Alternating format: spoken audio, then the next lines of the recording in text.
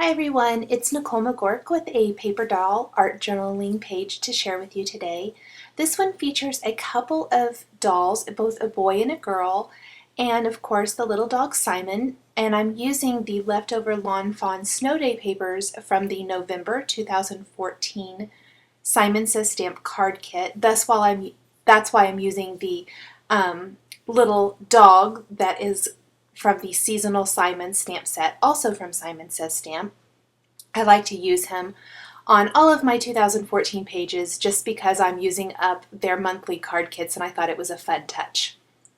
To start my page, I am using the Aiden paper doll, and this is the boy, which I'm so thrilled that she created a boy for her line of paper doll stamps. And I stamped him on some text paper, which will be the body of the doll, and then I'm using the pattern papers from the kit to stamp, and I'm only applying ink mostly to just the shirt portion of these pattern papers, and I cut all of those out and layered them together to give him kind of that ringer tee layered type of look. So that's what his shirt will look like. I used the stripe, which is a little hard to tell until I get him colored, and then a couple kind of teal color and then the green. I just wanted a lot of texture there.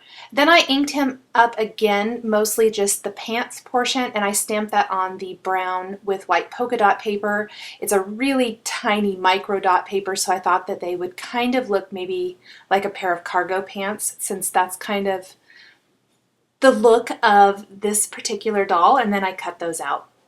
Now, there are a couple of awesome hat stamp sets from the Julie Nutting Prima stamp line that coordinate with her dolls. So I stamped that stocking cap in red in a couple of colors. I wanted it to have a lot of texture.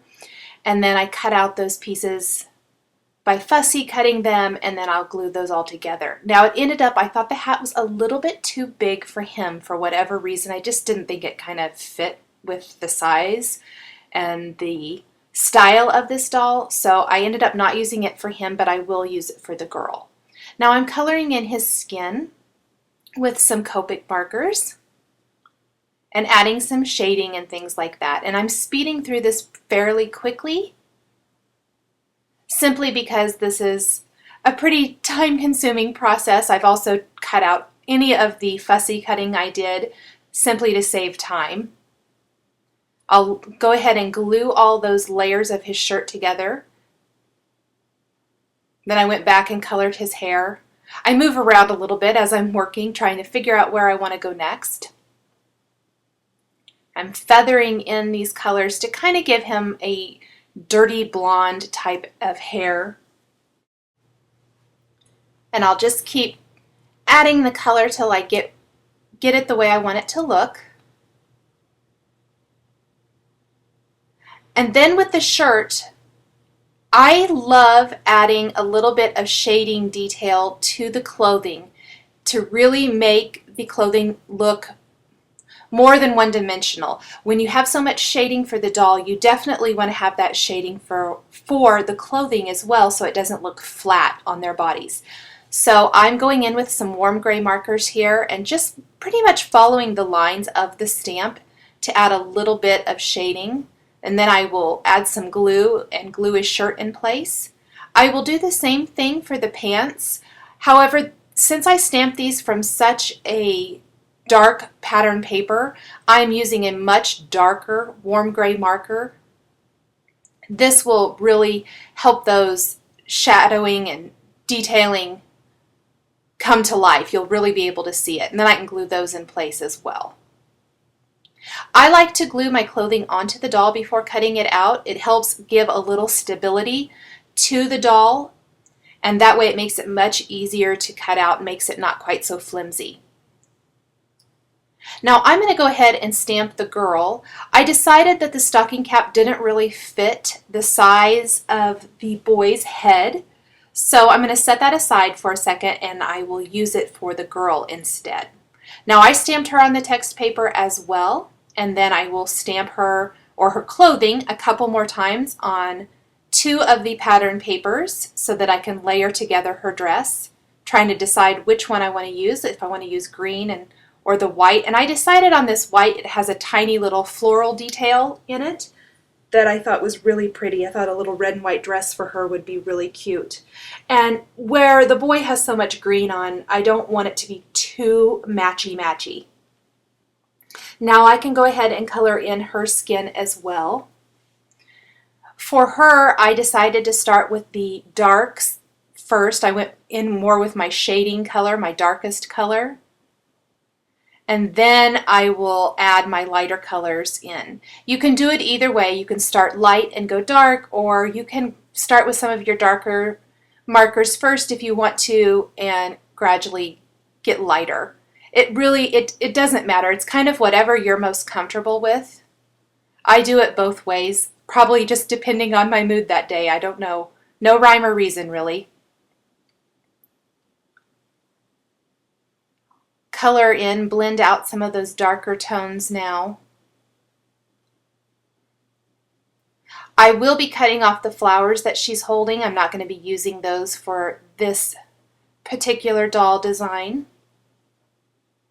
You could, if you were creating maybe a different type of page, where this is a snow page, I felt the flowers didn't fit, but you could stamp the doll on your background and then cut her out and place her right over the one you've stamped on your background and color in the flowers, and that would be a great way to add the flowers easily and not try to fussy cut them since they're so delicate. I'm using the BV for those darker shadows again and just going over it until I get exactly the look that I want. And then I will go ahead and color her hair. I started with a really light color, and it was almost probably too light for the paper I'm using, since I'm using a paper that's kind of a creamy off-white already. But it's always easier to start light and go darker than to try to lighten it up. That's just really kind of impossible to do. So even though it was a little bit more work because I did start too light, it works out that way, at least in my opinion. That way, otherwise she would have been too brunette because I would have started with a darker marker. So you can always go darker, but you can't go lighter. So I'm finally working up to some of my darker markers. This is the E44, and this is really starting to make her hair kind of pop now. It's not quite so light. I did go back in with my light marker a little bit to fill in a couple of areas. My dark marker again for those bangs and around her face. And then I'll go in with my darkest to add a little bit of shading and detail, following again the lines of my stamp mostly. Just to round her face and up there kind of towards the crown of her head. Before I add her dress to the doll, I will again go in with my warm gray markers and add that shadowing detail, and then I will layer together her dress. Now the stocking cap fit great on her, so I went ahead and glued that to her head because I thought that was cute. And I used one of those enamel bow little adhesive stickers from the November card kit. They're also from My Mind's Eye. You can buy the enamel accessories individually, and I thought the bow fit the design of her dress so cute, so I used that. And I'm cutting some snowdrifts for the bottom of my page now. I cut one from vellum and one from smooth white cardstock using the Lawn Fawn Stitched Hillside Borders dies. And I love to ground my dolls with a little bit of a border near the bottom of the page so it gives them something to be standing in or on. I'm going to add the phrase for my page using one of the greetings from the Mama Elephant Alpine Carolers stamp set. That's one of my favorite holiday phrases. And I've stamped Simon on a scrap of text paper. And then I'm stamping the Santa hat from the Lawn Fawn Hats Off to You stamp set on a couple of the Snow Day pattern papers as well, and then I will fussy cut those to give Simon a hat. And I will go ahead and color him in now with some Copic markers. I use text paper rather than smooth white cardstock for Simon on these art journal pages because I think it ties in to the dolls much better than if I would use a white cardstock. The text design really coordinates well with the rest of the dolls, so I've tried to stick with that for all of my pages in 2014. I'll blend out my colors here as much as I need to.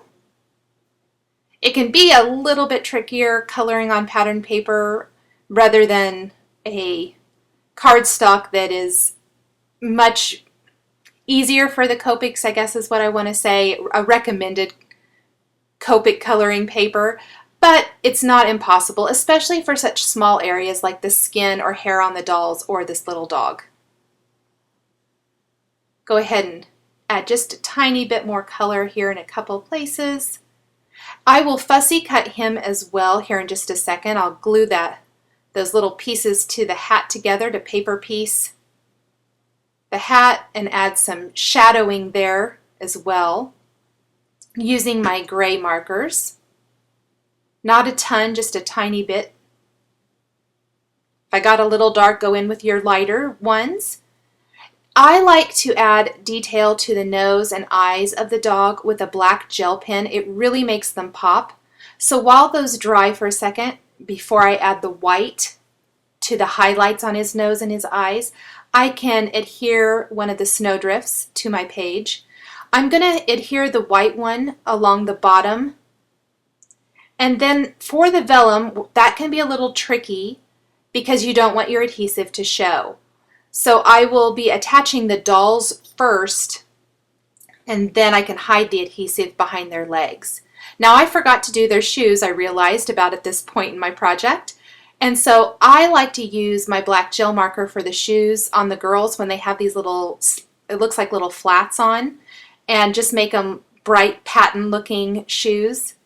And then for the boys' shoes, I stamp those on red pattern paper and cut those out. I wanted them to look kind of like Converse or tennis shoes. So I'll make sure that I need to trim a little off the top there to make it fit. I'll glue those in place, and then instead of using black for the soles of the shoes, I'm going to use white. I added the white detail there to Simon's eyes and nose, and then I'll color in the little soles of the shoes with white as well. Now, just like I did with all the rest of the clothing, I need to add some gray detailing to the shoes so they don't look quite so flat. So I'll do that really quickly. You don't have to do a ton, just a little bit, following mostly the lines of the stamp. If it got a little dark anywhere, you can go in with a lighter color and kind of smooth any of that out. And then I'm going to glue the dolls in place so that I can attach my vellum. So I'll stick her there real quick. I'll grab him and add some adhesive. And I want to get them positioned so that their feet are relatively even or level. And then once I have them where I want them to go, I can add that adhesive to the back of the vellum and pop that in place, and it will hold it just where it needs to go. And that's about all of the adhesive that I'm going to need for this. I'll glue the dog in place and add the little hat to his head. Try to get that positioned exactly the way I want it to look. Couldn't decide how I wanted it to go. Make sure I get it so it looks as close to natural as you can get. And then I'm going to take a little glossy accents and color in his eyes and his nose. I really think that makes them pop. Finally, I'm going to add a little bow tie to Simon as well, using those enamel pieces and a heart below the greeting. I hope you've enjoyed my November art journal page featuring paper doll stamps. The supplies I've used are listed and linked below the video on YouTube. Thanks for watching, and we'll catch you next time.